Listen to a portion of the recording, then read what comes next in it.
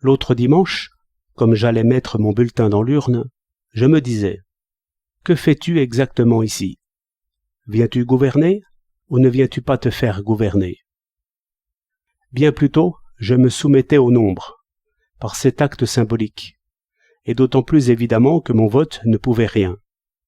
J'en étais assuré d'avance, et je le voyais, sans chercher à le voir, en remarquant que les électeurs prenaient tous leurs bulletins au même tas. J'avais perdu d'avance, je ne faisais donc autre chose qu'accepter la règle du jeu. Je votais. C'était une manière de reconnaître que mon choix était de nul effet. D'une certaine manière, mon bulletin signifiait que je refusais de penser en mouton, mais, considéré autrement, il signifiait que j'acceptais d'agir en mouton. C'est quelque chose, car c'est refuser d'être tyran.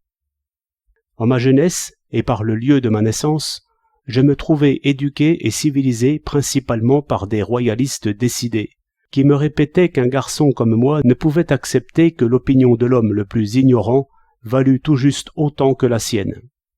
Même si je prenais un moment pour bien fonder cette flatteuse appréciation, l'argument me paraissait faible, comme il me paraît encore aujourd'hui. J'ai une opinion sur la justice et l'injustice.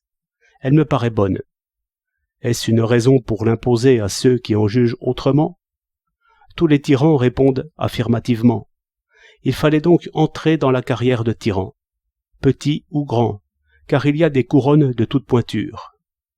Mais, semblable en cela à beaucoup d'hommes, je n'aimais point l'esclavage ni l'humiliation, non plus chez les autres, et je n'estimais pas très haut la liberté du tyran.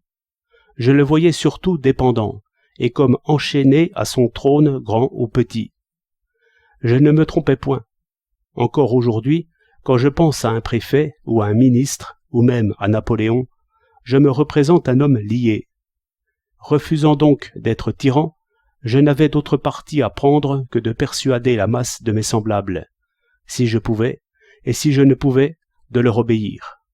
Voter, à le prendre de haut, ce n'est point compter raison, c'est compter des raisons.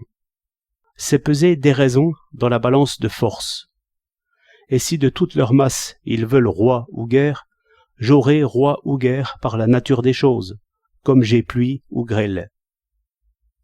Seulement, cette idée est sèche et abstraite. Trop jeune. On découvre, chemin faisant, qu'il y a bien autre chose à penser et à dire. Il n'est point d'homme qui ne lance à tout moment des messages d'esprit. La juste application d'un proverbe, le fin jugement d'un vaniteux, d'un matamore, ce ne sont point choses rares. Sans compter le bon sens en chaque métier, chose qui rend modeste. Les sentiments vifs, vrais, fidèles, sont encore plus communs partout. Quant aux vertus de courage, de patience, de silence noble, elles sont partout au travail. Montaigne admirait autour de lui des paysans qui savaient aimer, souffrir, mourir, plus simplement et mieux que lui-même. Il est vrai que les mêmes hommes sont aveuglés souvent par les passions et vaincus par l'animal.